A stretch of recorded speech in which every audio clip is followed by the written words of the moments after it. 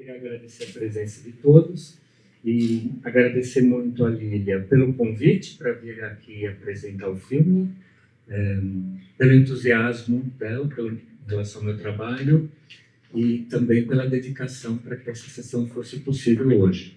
Como temos a possibilidade de uma conversa depois da sessão, eu não vou falar absolutamente nada sobre o filme. A única coisa que eu queria falar é a seguinte: eu trouxe um presente para a Lília e eu queria compartilhar com vocês. Então, assim, é um filme surpresa, ela não sabe. Então, assim, a gente vai ter o Santos Dumont pré-cineasta, a gente vai ter a nossa conversa e depois o filme. Esse filme surpresa é um filme curto, ele tem 5 minutos e 30 segundos. E eu resolvi fazer esse presente primeiro, em retribuição ao carinho e entusiasmo dela pelo meu trabalho. É um dos filmes que eu mais gosto, que eu já fiz, e na verdade, assim, é um filme que imediatamente eu lancei depois do Santos Dumont.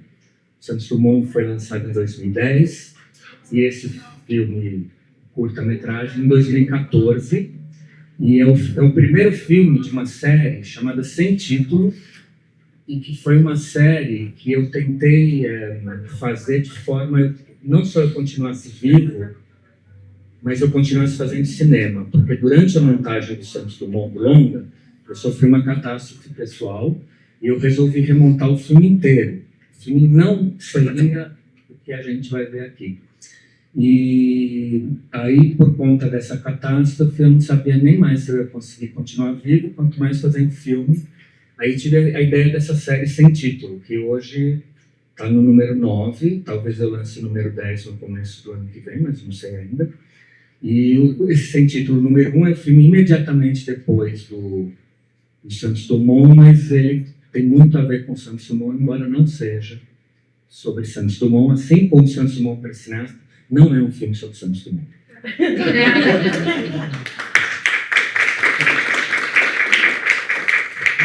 Possessão de divirtam-se mesmo, né?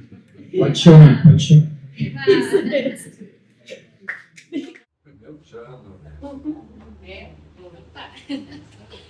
Então, gente, boa noite a todos e todas. Quem tiver com muito frio, eu acabei de pegar um cafezinho bem quentinho ali, tem também um brownie delicioso, ajuda a esquentar o coração. Em primeiro lugar, eu quero agradecer muito ao Carlos Adriano por você estar aqui hoje. Quero dizer que a sua presença aqui enriquece a cena cultural da nossa cidade, que pra gente é uma alegria muito grande poder passar o filme e contar com a sua presença.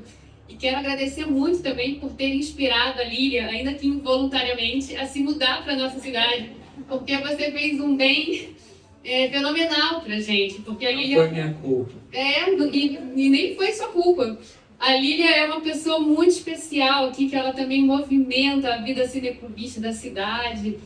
Ela é uma pessoa que agrega essas pessoas todas que estão aqui hoje, que faz sessões de cinema, várias sessões por semana. Então ela é fundamental também aqui da nossa cena. A gente agradece muito a ela por estar fazendo esse projeto e por estar aqui na Casa Santos Dumont, por trazer esse filme. Então, dizer que, no geral, é uma grande alegria e também agradecer a presença de todos vocês aqui hoje, né? Comemorando os 150 anos do Santos Dumont, que a gente vai completar amanhã, mas nessa noite gélida, bem petropolitana, é uma grande homenagem que a gente faz a ele, né? Santos Dumont, onde você estiver, sinta-se muito homenageado aqui por todos nós. Bom, o filme, é a primeira vez que eu vejo o filme, né? Acabei de ver, então a gente não deu tempo, né? Da gente preparar nada, é uma grande surpresa. Então a gente fala, acho que melhor assim, né? Das nossas primeiras impressões. Em primeiro lugar, é um filme que é um filme muito inventivo, né? A gente pode chamar ele de um filme de invenção, cinema de invenção, que é totalmente livre, né, na montagem. O Carlos trabalha isso no seu cinema, que é ir fazendo uma associação pela força das imagens, né? Não tem uma narrativa tradicional. É um cinema de montagem, né? Que justamente pode ser criado de acordo com a sucessão, né, das cenas, das emoções. Então, isso é muito rico, né? Principalmente para a gente que acompanha muito cinema. A Lília, que é uma grande conhecedora de cinema, eu acho que isso abre as possibilidades do audiovisual, né? É a fronteira do cinema, onde o cinema ainda pode avançar muito, nessa perspectiva libertária que o cinema tem, de ir trabalhando nessa lógica do sonho, né, da experimentação, da obra de arte, né, além das narrativas tradicionais. E aí algumas coisas me chamaram mais atenção. No primeiro momento, eu acho que a cena que pode representar, sintetizar o filme de uma forma mais direta, é a imagem do Santos Dumont fazendo assim, né? Fazendo um movimento circular, porque ele está explicando o movimento, né, da manivela, do balão dirigível, mas é também o movimento da manivela do motoscópio, né? E que depois se torna o movimento do rolo de cinema. Então é um filme que ele é muito metalinguístico. Ele na verdade é um filme sobre o cinema, que passa pelo, né, que usa o Santos Dumont, esse material incrível que você encontrou, né? Quer dizer, é um achado também do arquivo, do acervo, né? E que aí, a partir daí, você desdobra um universo de possibilidades e de análises, né? O filme também é um ensaio, né, sobre o cinema. E você traz depoimentos muito interessantes, muito bonitos, de pessoas que estão também no topo desse universo, né, da análise do cinema e do audiovisual como um todo. E eu acho que, então, a partir desse movimento, né, você vai desdobrando todas essas possibilidades. Eu acho que tem uma cena que me toca muito, que eu acho lindíssima, que é uma cena mais perto do final, que é aquela descida vertiginosa da Torre Eiffel, né? Em que você tem também os suspiros de silêncio, né? O silêncio, ele também é muito expressivo no audiovisual, né? Acho que isso marca essa emoção e a questão das engrenagens, né? Das estruturas, a invenção, os materiais, né? Acho que tem uma textura, né, muito rica o filme, porque você vai trabalhando essas imagens também como elementos visuais. Isso acho que marca o filme de uma forma assim muito significativa. É o que nos atrai, que nos encanta, né, ao assistir, né, como espectadores. Também acho riquíssimo a relação que você faz com as outras imagens de arquivo, né, enfim, várias outras, né? Essa brincadeira que ilustra muito também o início do filme, que é outros dirigíveis, outros aeroplanos, e como que isso vai se juntando, né, de várias formas. Acho que isso vai introduzindo a gente nesse universo do avião, do aeroplano, que eu ainda não chamava de avião, né, dos dirigíveis, digamos. Então, a gente vai sendo seduzido por isso, e eu acho que também você faz um uso fantástico da própria imagem do motoscópio, né? Você combina de todas as formas possíveis, né? Você tem até um olhar do Santos Dumont, que ele levanta os olhinhos assim, que você vai, que fica a expressão. Então acho que isso também acho que você explorou nesse sentido da utilização ao máximo, né? Esse material de arquivo. Isso acho que é um grande feito cinematográfico, né? De trazer, de conseguir, né? Tirar o máximo de expressão e de significado dessas imagens, né? Que na verdade eu acho que a imagem mesmo é muito curta, né? Não sei quanto. Deve ter 50 segundos. 50 segundos, de 50 segundos você tira todo um universo, né? Então acho que é muito rico todas essas possibilidades. Bom, acho que para começar isso, né? Você sabe que o nosso cineclube, capitaneado pela Lília, ele é muito expressivo também, as pessoas falam bastante, tem muitas opiniões, então eu acho que a gente pode ouvir também, passando na mesa, né? Depois a gente quer ouvir também todas as pessoas que participam desse grande cineclube muito querido. Obrigada.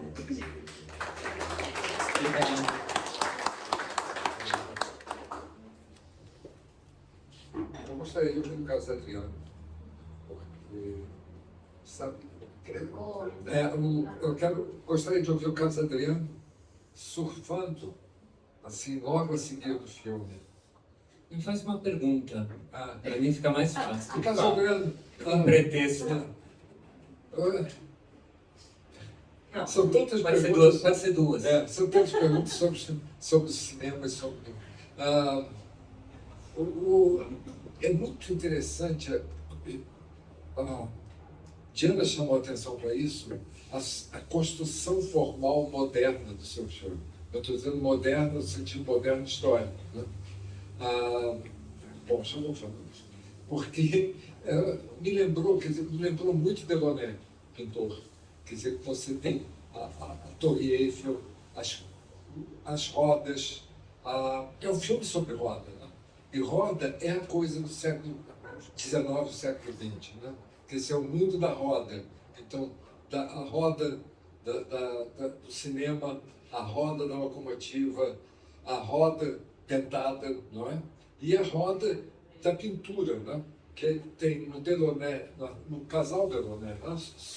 Sônia e Roberto, você tem a expressão da roda que para. É interessante, ao contrário da roda do cinema e da roda da vida, né? A roda da pintura para. E ela faz uma espécie de elogio à roda. E que você pega tão bem que ele contrapõe sempre a roda à Torre Eiffel, né? Delaunay sempre tem imagem da Torre Eiffel e a roda. Então você tem a coisa vertical da Torre Eiffel e a roda. E você usa isso tão bem. A estrutura da Torre Eiffel que você usa é um desenho, né? Quando você fala em a imagem que sobe aquele elevador, e que você tem uma coisa que é tão witty, esperta, né? Que é quando você mostra a placa da rua Santos Dumont e atrás tem aquele cartaz que sobe. Aquilo é incrível, é uma sorte incrível também disso, que é um cineasta sortudo, porque você pegar aquele momento, aquele cartaz colocado exatamente... Eu esperei aparecer. Não sei, mas você tem um cartaz aqui, né? Aquilo foi dado assim, pelo Divino Espírito Santo, você ganhou aquilo. Né? Então, a construção moderna, e esse filme que é sobre a modernidade, não é? Sobre uma arte que procura atingir muita gente, uma série de aspirações modernas, né? E que também me toca muito porque meus filhos eram pequenos, a primeira tentativa que eu fiz, quer dizer, Lília, na primeira tentativa, conseguiu ficar em Petrópolis. Eu, na minha primeira tentativa, não consegui. Então, Nina, minha filha que está ali, ela pequenininha, eu morava na casa que fica do outro lado da rua. Então, tem essa história tão próxima, né? E a imagem de Santos Dumont,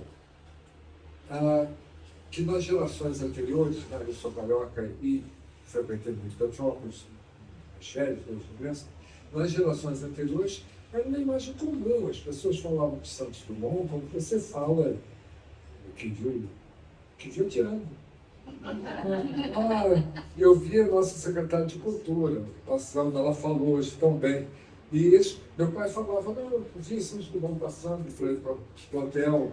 Aí, e ele falando, meu pai, que é um homem muito idealista e idealizador também, ele disse que o avião foi inventado para as pessoas passearem e para formas pacíficas de lazer, né?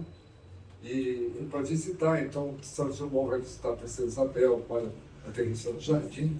E aí eu vejo essa frase terrível aqui, né? Força Aérea Brasileira, asas que protegem o Brasil. Eu tenho medo que uma asa caia na minha cabeça, porque não tem nada a ver com essa imagem pacífica, tão bonita de Santos Dumont. É isso aí. Não, mas eu consegui perguntas. Tem uma coisa que eu esqueci de falar, que é uma pergunta para você. Você faz uma provocação para o espectador, que você obriga o espectador a fazer uma opção. Você coloca um texto e uma narração em cima que é diferente desse texto. Então você obriga que o espectador decida se quer ler a legenda, o crédito, o texto, ou se o espectador vai escutar o que você está contando. E aí eu queria que você então pudesse contar pra gente por que dessa opção e qual é, e por que criar essa confusão nos espectadores. O problema de responder é que você acaba um pouco com mistério, né? Na verdade, a explicação é simples, mas depois você pode fazer em cima, aí fica mais complicado. Esse dispositivo narrativo é uma citação de 2 filmes do Wallace Frampton, que é um cineasta americano. Para mim, um dos meus, acho que depois do Jorge Luiz Borges, acho que é o cara que mais leio. Ele também é um teórico e tal. Então, ele tem 2 filmes, um se chama Nostalgia e o outro se chama Justiça Poética. No Nostalgia, o que acontece? A gente está vendo uma fotografia e aí tem uma narração em off. Na verdade, ele escreveu o texto, mas é um cineasta colega dele que leu o texto. A gente tem uma defasagem, como no Santos Dumont. Então, o que acontece? Você tem uma fotografia, aí tem o texto que fala da fotografia seguinte. Essa é a história. E o outro filme, esse é o Nostalgia. Então, o filme inteiro é assim. Você está vendo uma imagem, mas a narração do texto é sobre a imagem seguinte. Então, tem essa ideia da nostalgia, que é um pouco aquela... Na verdade, assim, a tradução correta seria a dor do retorno ao lar, não é saudade. É a dor do retorno, né? Porque nostalgia, nostalgia, não é assim que você está com saudade da casa. É a dor da saudade do retorno. Né?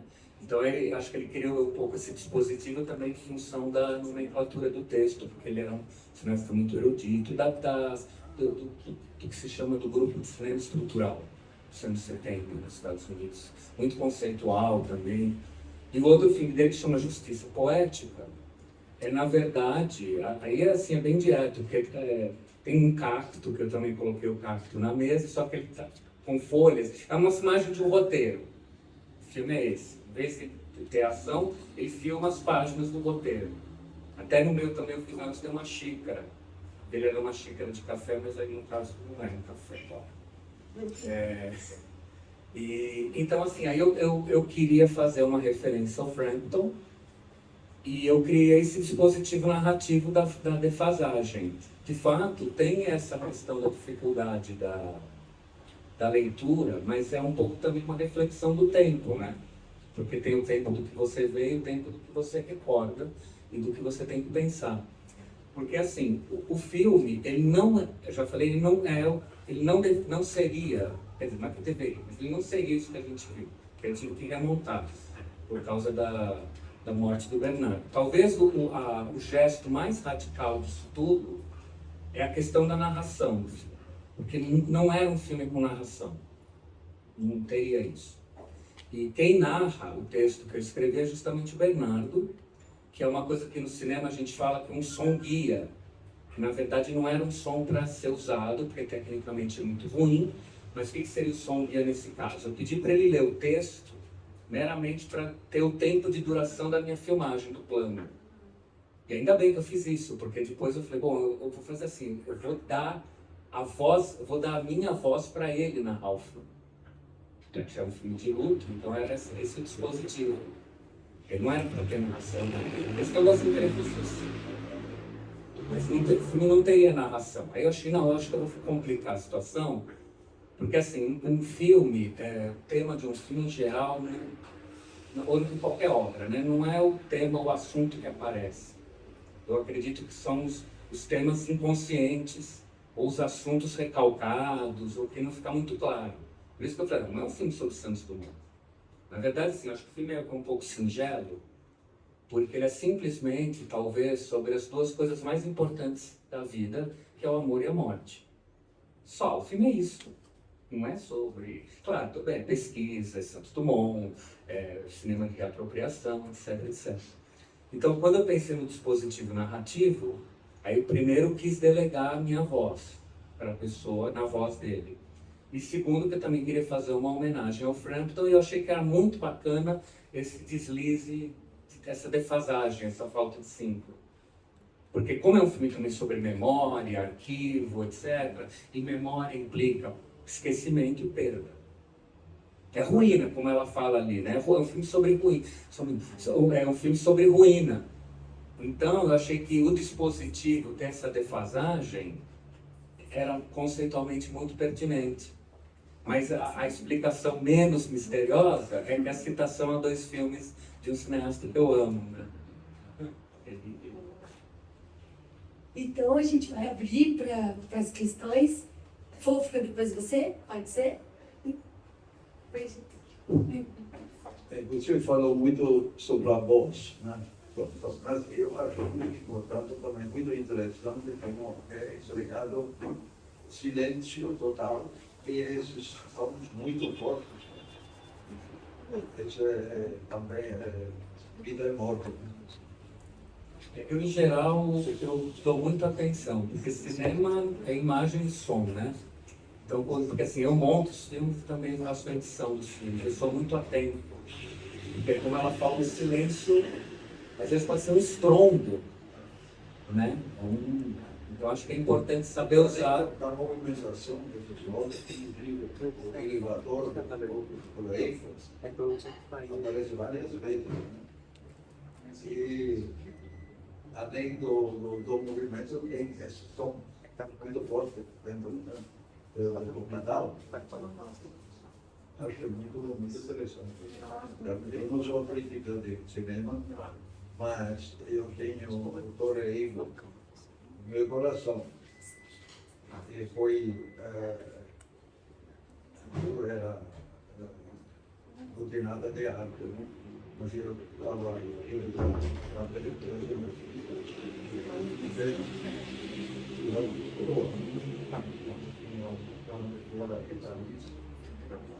Uma recepção para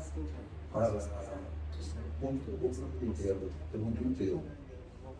E quando eu fui na diretoria, sem pensar muito, eu achei que, como era industrial, de moda, urbanismo,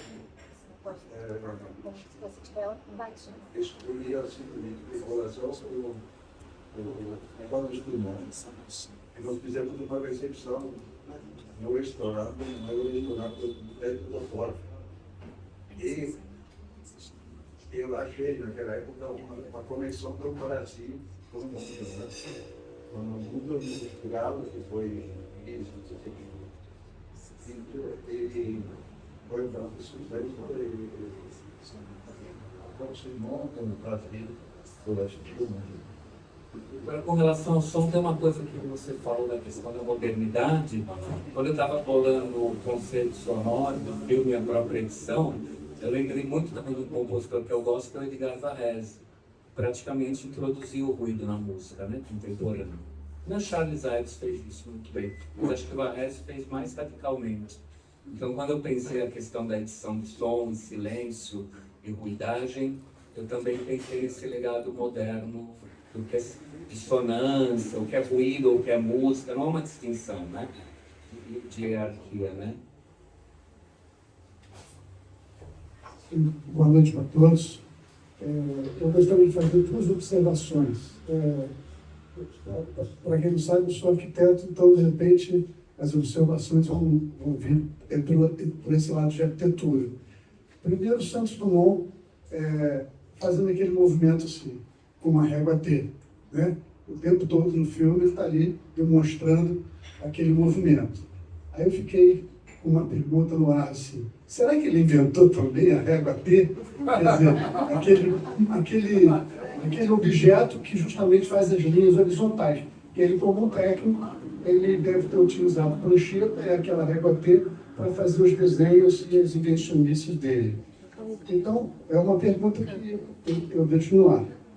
Uma outra questão é que eu sou piloto de asa delta e de ultraleve.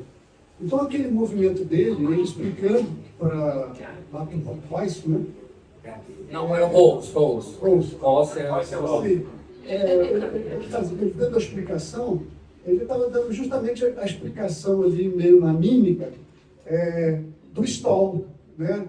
O stall, aquele movimento que voluntariamente ou involuntariamente é possível fazer. Quando você coloca um balão a hidrogênio, naturalmente ele vai subir. Mas se você quer que o objeto suba mais, você estoura, você faz o stall. No avião também é a mesma coisa, em todo objeto voador, você dá, na asa, por exemplo, você dá o stall, você levanta o bico para que ele ganhe altitude. Então você observe os voadores de asa delta no Rio de Janeiro, sentado na praia, que de vez em quando ele dá um stall. Aquele stall faz com que ele suba mais, independente de ter hidrogênio ou não. Então, eu fiz essa observação porque, não só como voador, mas como arquiteto.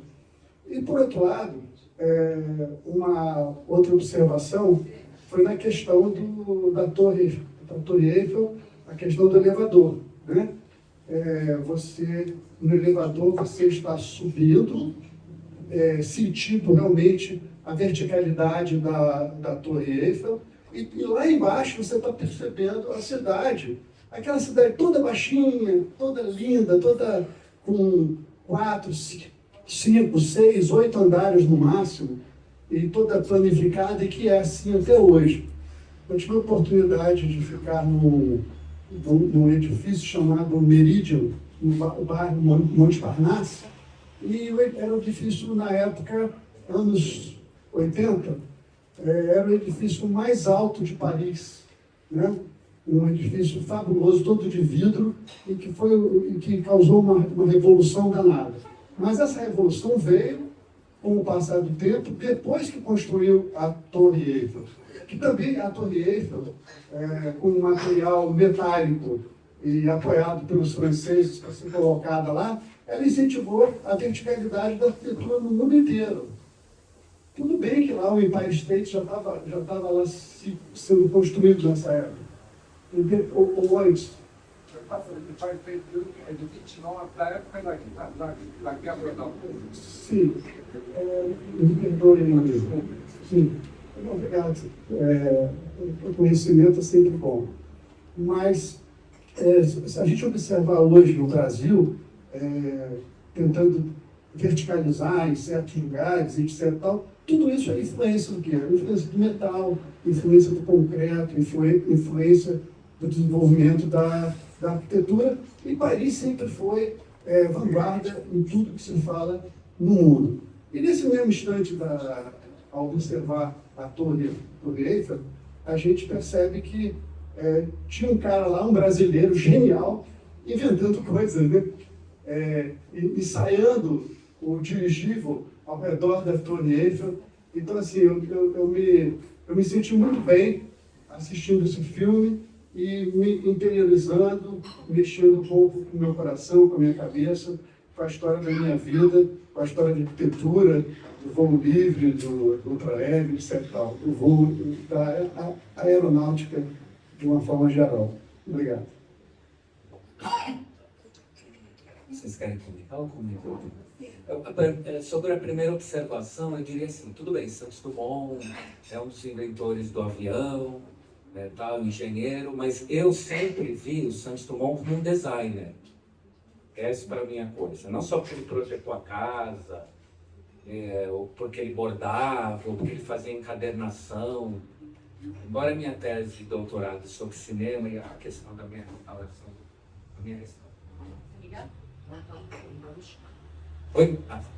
a restauração no motoscópio, eu acabei lendo tudo. Acho que eu vi quase tudo que era possível. Museu Paulista, lá no lá no Campo dos Afonsos, mesmo.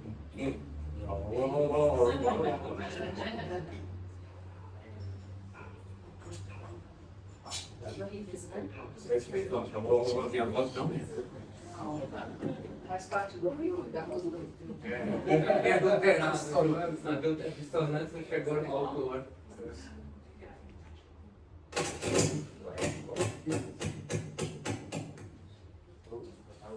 Voltando de juízo, agora é a coisa que são ouvidos. Devolve minha voz.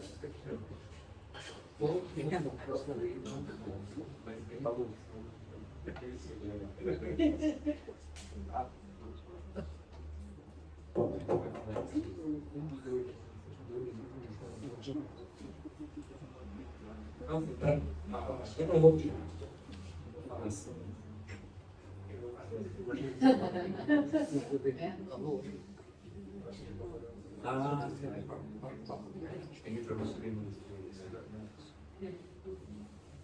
Pronto, a melhor. Então, assim,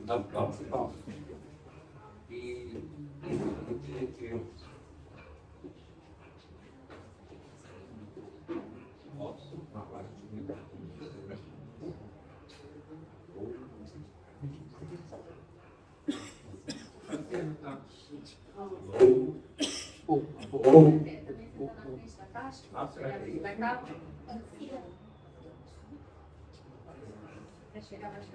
Eu. A caixa vai. Só nele ali.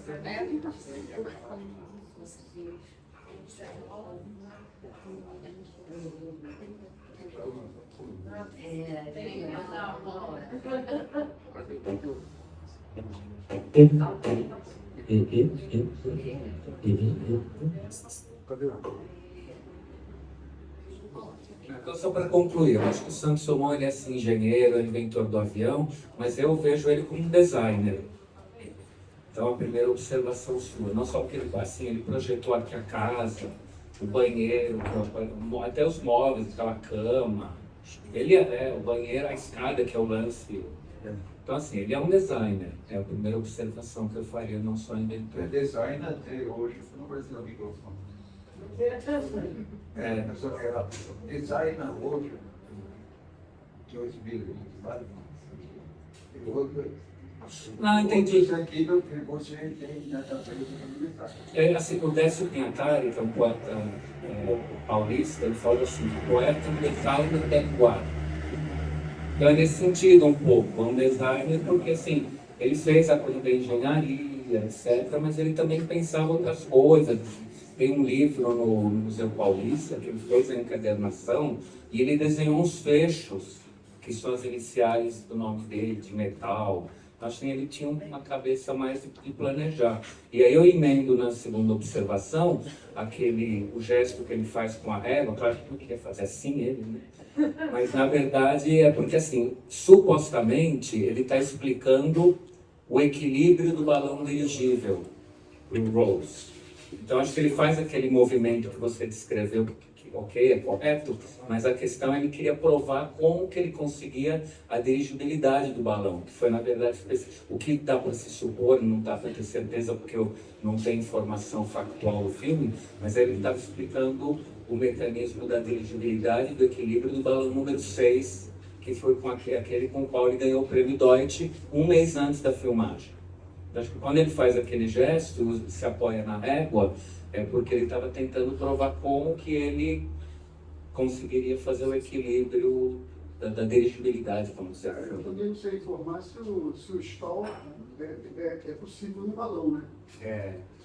Mas assim, como ele está explicando a dirigibilidade e o equilíbrio, então aquele movimento assim que depois que ele pega, aí sim, eu acho que você podia falar, era mais legal assim, quando ele pega as folhas, aí parece uma asa delta, né? Aquela que ele pega assim, tira, nesse sentido. Essa força trata não sei, o próprio alemão, o próprio balão, se você fecha, fica a frente atrás, lá vai atrás, você balão vai estrela, vai estrela. Agora,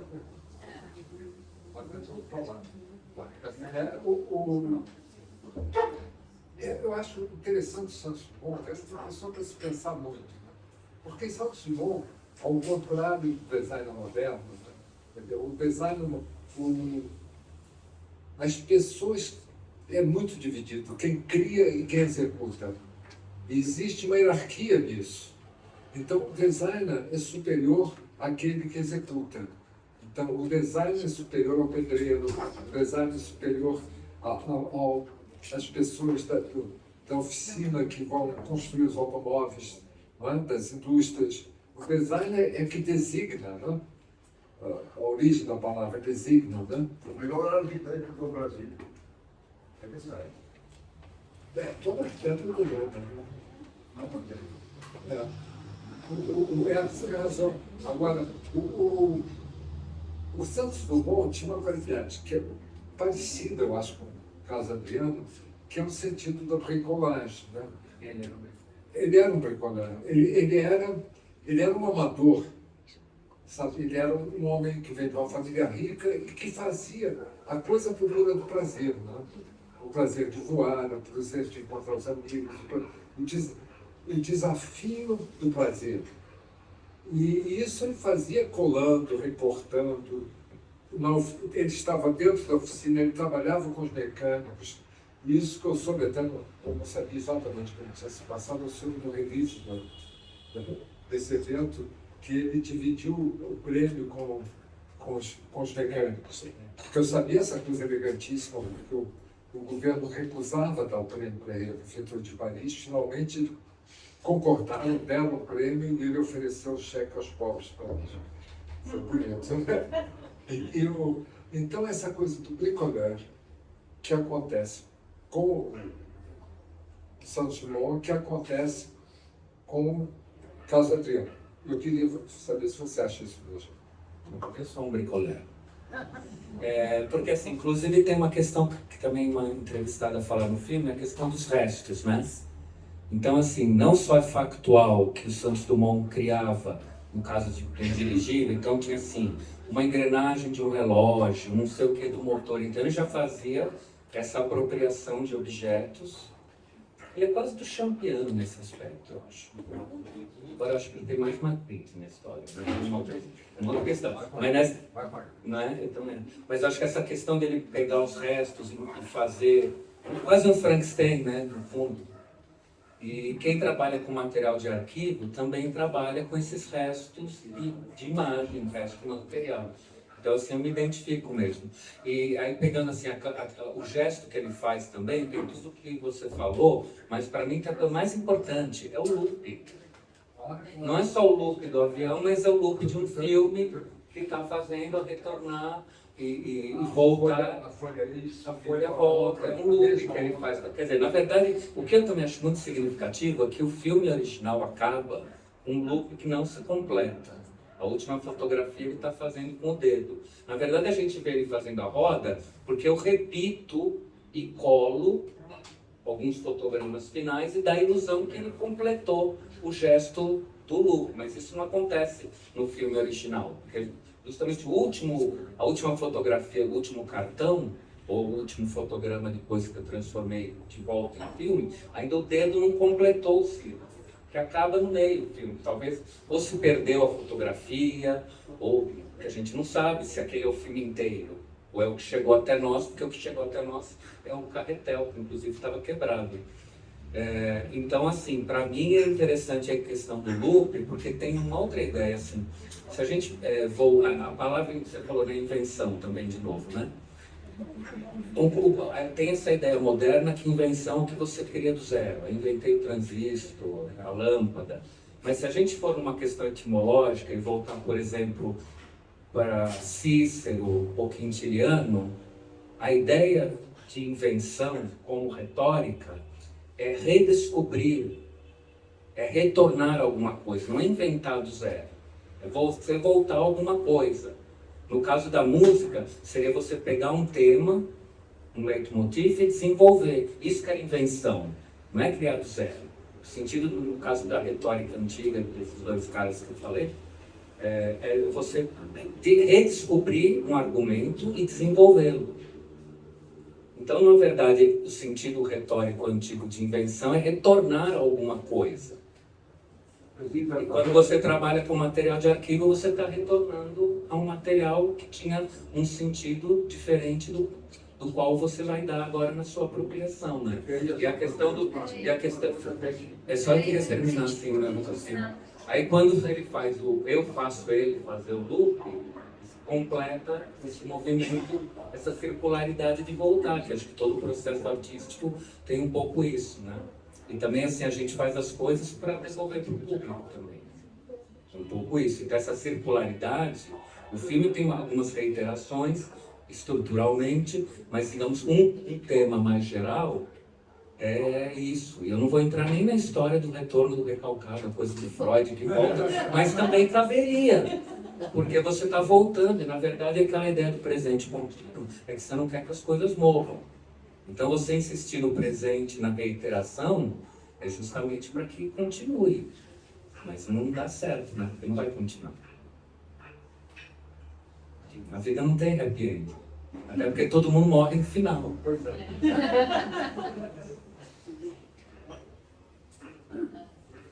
Quando eu vi esse movimento, né? Hoje nós estamos numa época digital. E quem viveu 50 anos atrás se lembra que os primeiros computadores também tinham folhinhas que rodaram, que foram descobertos não pelo movimento, pela necessidade de armazenar dados. Né? E hoje em dia, principalmente nos últimos 2, 3 anos, e daqui a pouco, o mundo pode ter uma guerra por causa dos chips mais modernos que tem, que são fabricados em Taiwan e que os americanos usam para todos os aparelhos modernos. E a empresa mais valiosa do mundo hoje é a Nvidia, que vale mais que Google e tudo isso junto. Tá? Eles usam esses chips que são feitos lá. E os americanos agora provaram novo presidente, e o atual também já faz isso. Eles vão proibir de exportar essas coisas para a China. Então, nós estamos no último lugar, mas o início também era esse coisa. É sempre o retorno. Retorno de outro. É Nietzscheano também. O eterno retorno. Eu vou passar para o hoje, mas eu queria só lembrar algumas coisinhas também que, enfim, eu falei no começo que a gente fica interagindo com o filme. Foi muito legal a Diana fazer essa pergunta, porque a gente também fica tentando ler e fica ouvindo e tem esse estranhamento, né? E aí ele explica da referência ao Frampton. Mas também tem coisas que eu tive tanta epifania na hora que eu vi. Rio Dumont, a Rua Santos Dumont, e ele filma o céu. Eu achei o máximo. Então, ele faz a bricolagem dele, o trabalho dele, com material de arquivo. Numa entrevista ele fala, eu só me interesso pelo que é meu.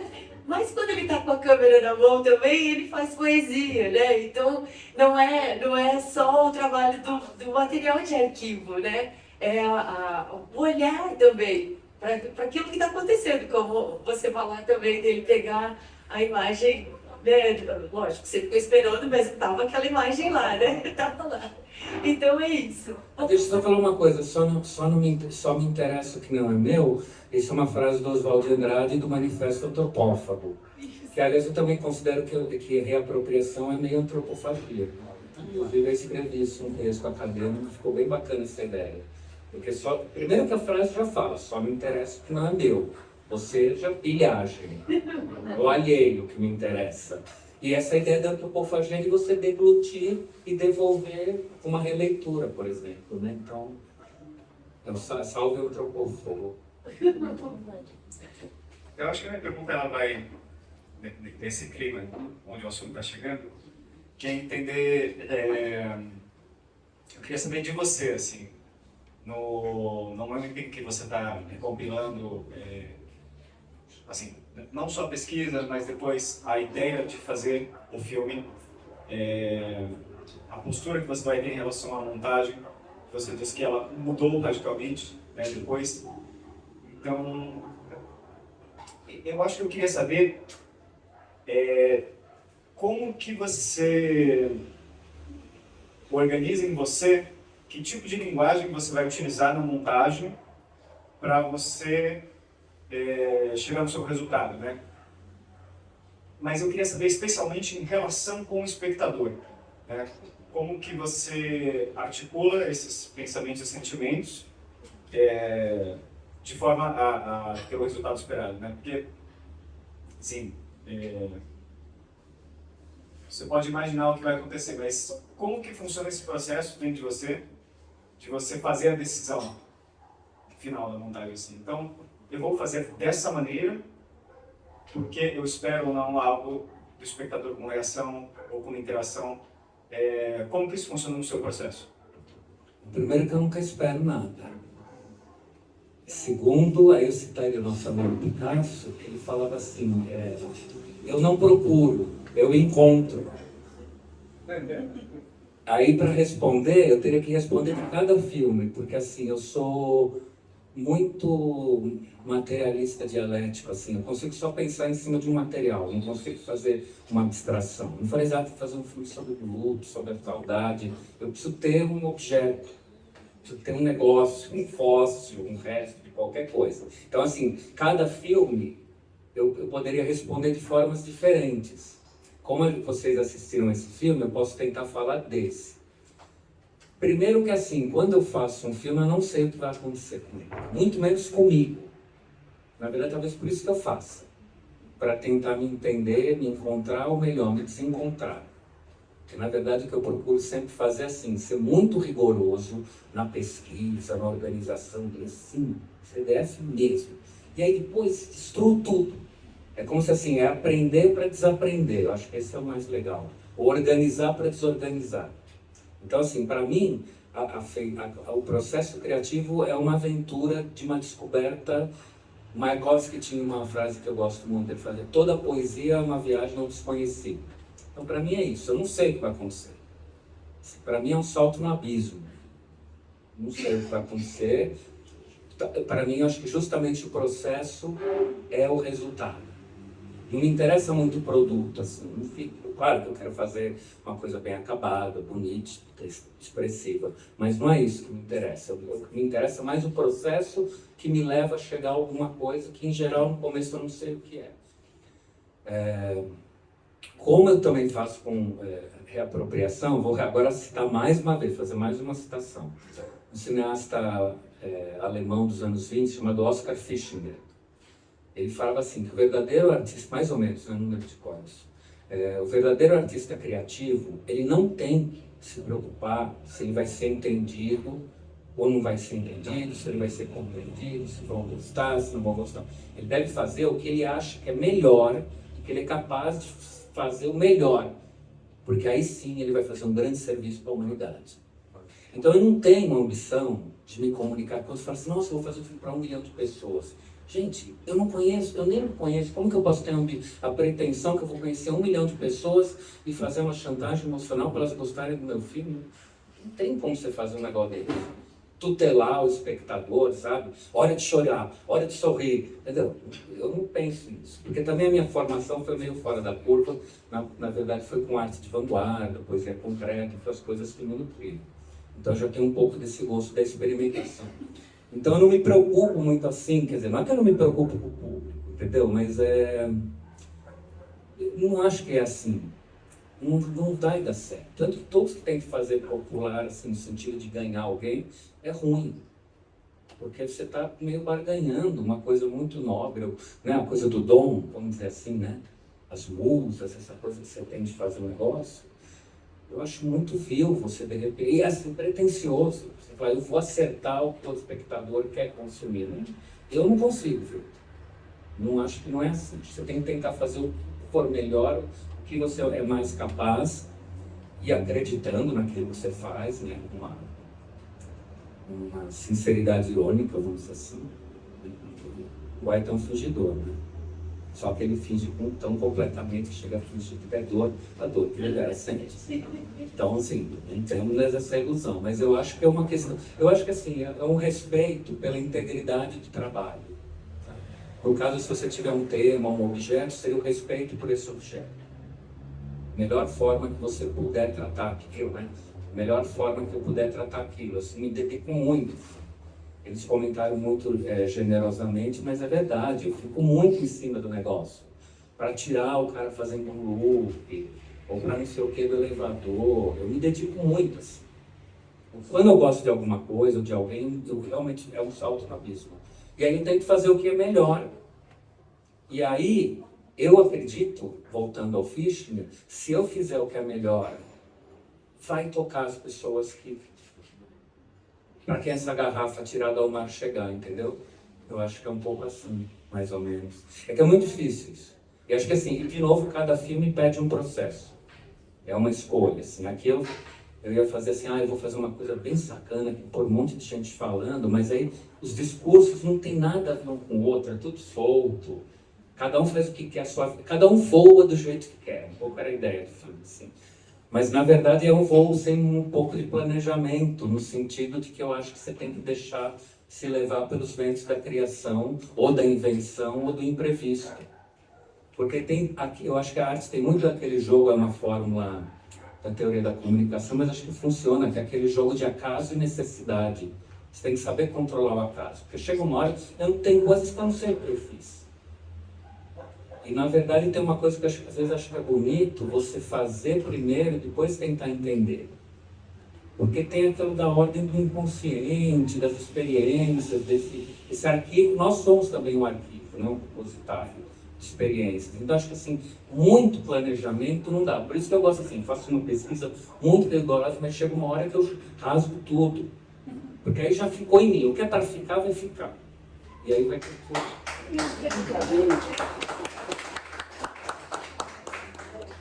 Não que vai ficar como, dizer como sobrevivência eterna, mas vai ficar durante o processo, porque se aquilo está na sua veia, seja... Assim, outra coisa que eu gosto muito, já citando todo mundo, porque eu também só roubo as coisas dos outros, né? O próprio Picasso fala, já que eu estou aqui do lado dele, eu vou falar. Picasso falava assim, o mau artista copia, o verdadeiro artista rouba.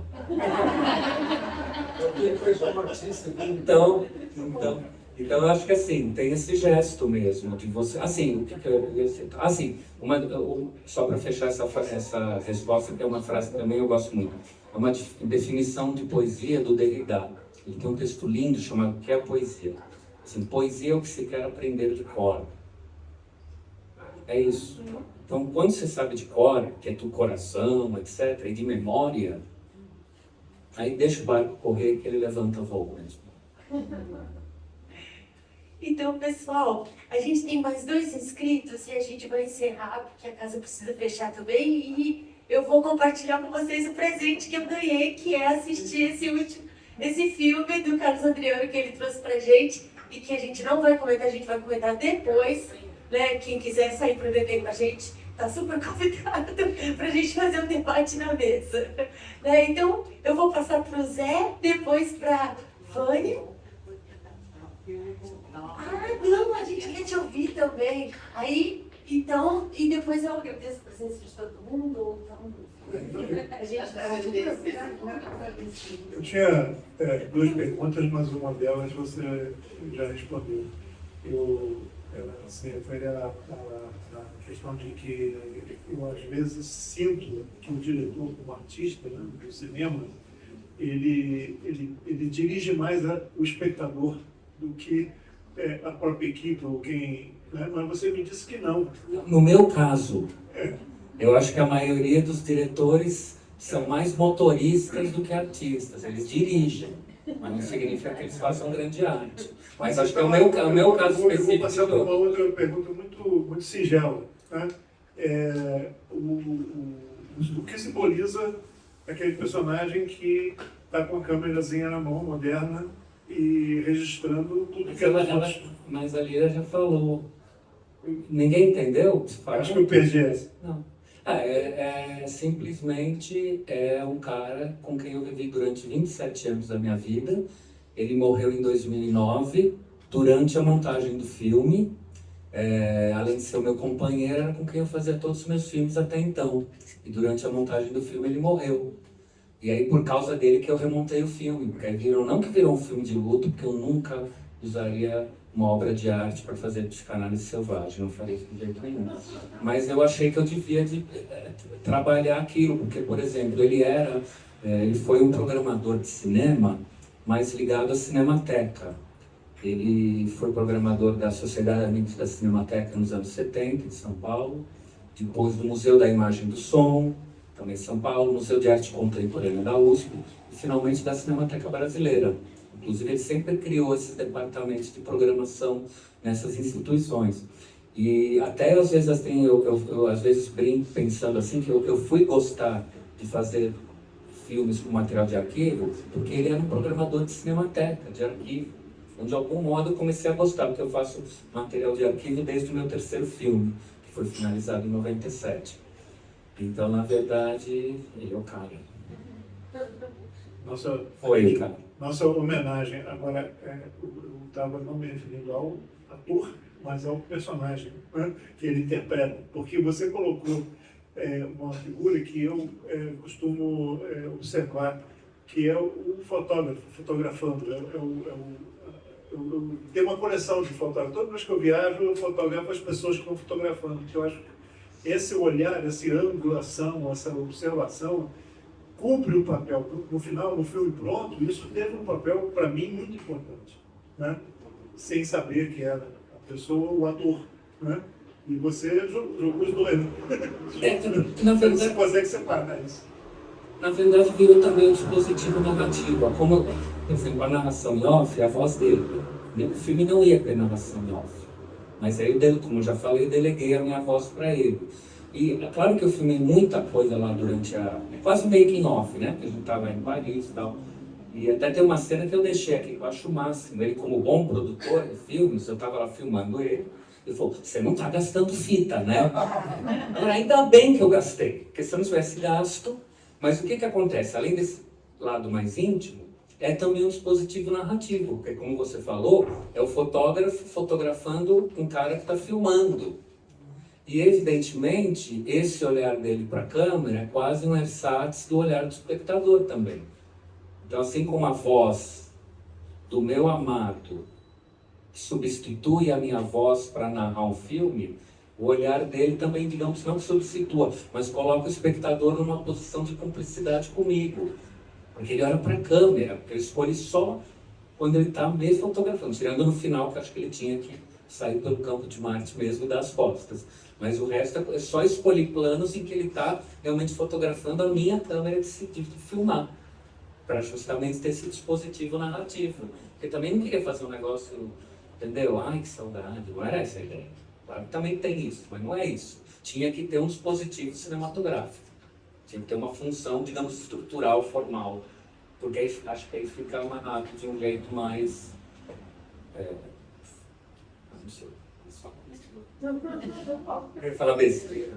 Eu ia falar mais artístico. Horrível. Mais artístico. Mais artístico. Mais funcional, vai. Porque aí tem um sentido. Tem sentido. Faz sentido. É um ping-pong. Eu ia falar uma sensação que cinema não tem nada no cinema, então o cinema vai muito tudo da emoção, a gente sente tudo. E eu senti nesse filme que o Santos Dumont estava dentro do João, e ele conversando o Santos Dumont na Guerra Série, coragem daquele homem, sozinho, contato com aquilo, um balão, tocando manivela para se sustentar e ter direção. Da primeira vez que eu vi a coragem daquele homem, você me passou isso. Não, o cinema passou, O né? cinema. Alguém filmou ele daquele jeito. Pois é, mas você falou para você essa imagem da coragem desse homem. E é impressionante. E o João também, que do meu lado, que foi, né? Você podia fazer, te dar os parabéns. Maravilha. Obrigado. Então, vamos passar. Eu quero falar um pouco.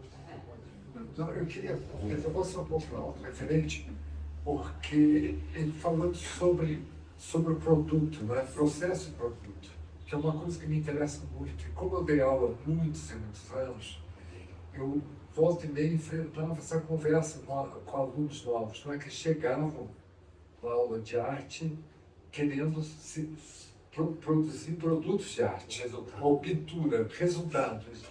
E que eu disse, olha, ninguém...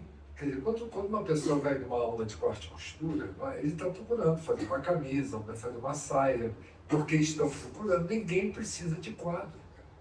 Sabe, ninguém dizer, porra, minha casa não tem quadro, eu vou entrar numa aula de pintura, eu vou pintar uns quadros que minha mãe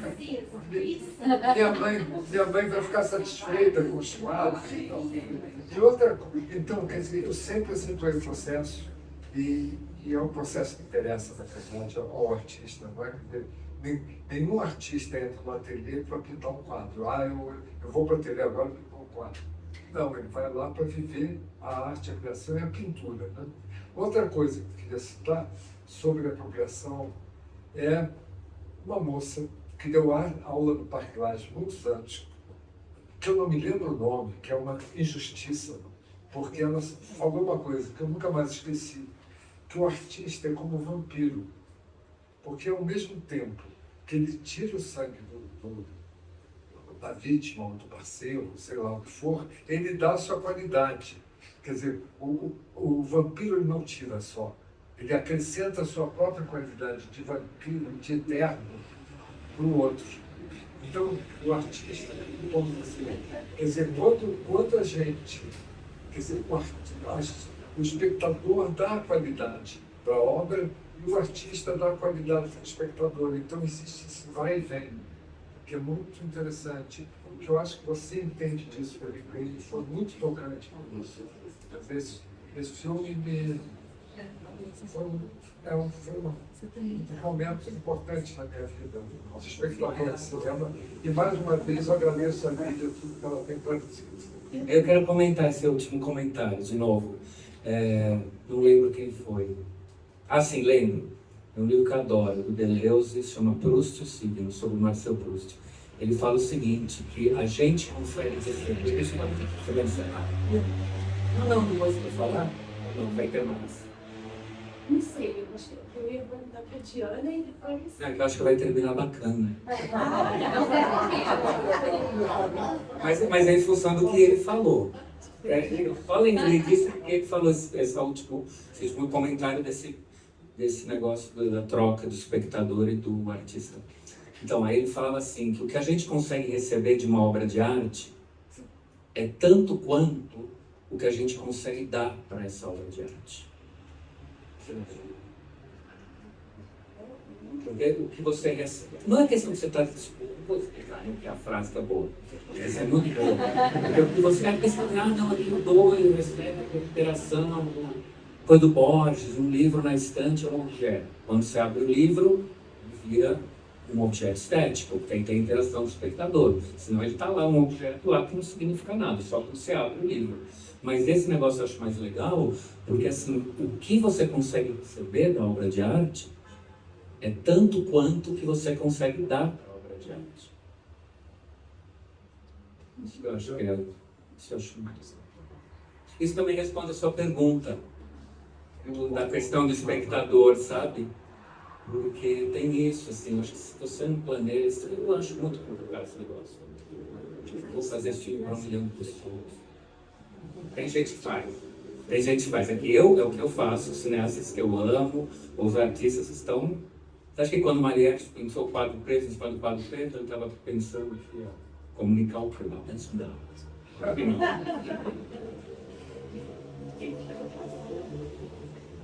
Então, pessoal, eu quero agradecer muito a presença de todo mundo. Para mim, a coisa de assistir o filme junto e conversar depois, assim, é uma experiência assim que faz sentido, faz minha vida ter sentido, né? E dividir esse filme que decidiu a minha vida com vocês, com os amigos do Cineclube, amigos que assistem filmes comigo assim há anos, né? Então é muito emocionante, vai estar até meu aniversário. Você também respondeu para ele, esse teu discurso, você vê? Quando é para acontecer, muda a vida mesmo. Eu não tinha nem intenção de fazer, acho que... Exatamente.